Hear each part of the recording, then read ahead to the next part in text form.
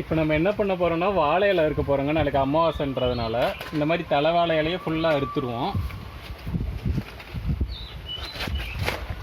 அறுத்துட்டு இந்த மாதிரி வச்சுட்டு 50 கட்டிடுவோங்க.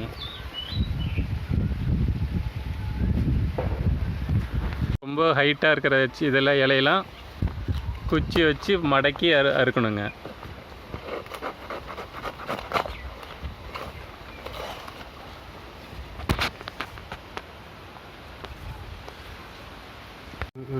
நல்ல இப்படி கீழாக இருக்கிற இலையே இப்படி நேராக எடுத்துடலாங்க.